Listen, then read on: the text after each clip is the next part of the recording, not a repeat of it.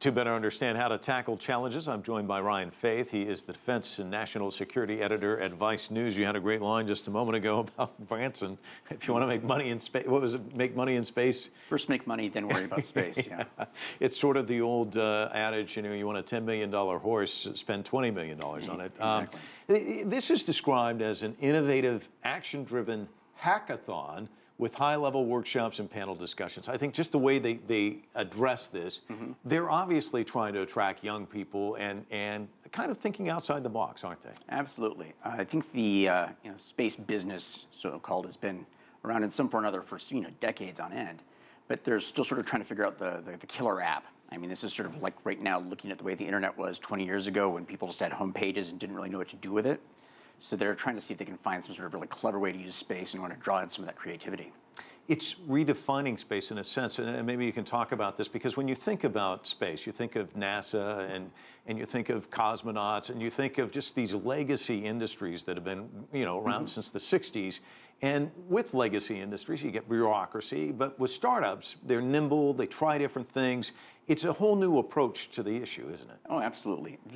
There's sort of a balance on one hand between the bureaucracy you need to have a very, very high-tech, very low margin, very high-risk technologies work, but we're trying to figure out the sweet spot between that and being very bright and young and entrepreneurial. So how agile can you be and still get it to work? And this is sort of coming at that question from the other direction.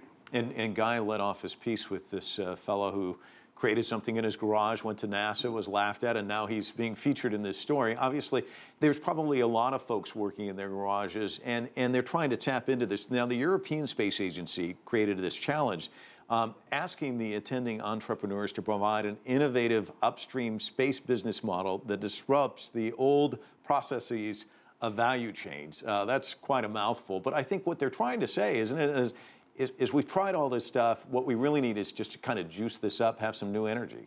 Absolutely. I mean, it goes back at least 10 years is started talking about bringing space into the economic sphere of influence. And right now we have communication satellites and GPS, and they have a very sort of specific, valuable role.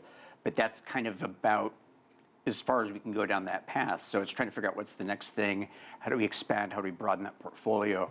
Because once you have enough businesses operating in space in enough different sectors, you start getting a little bit more robust economic interactions and a little bit more dynamic economic environment. It's interesting, though. I have a friend who says, ideas, there's a million of them, but ideas to execution, that's a critically difficult thing to do.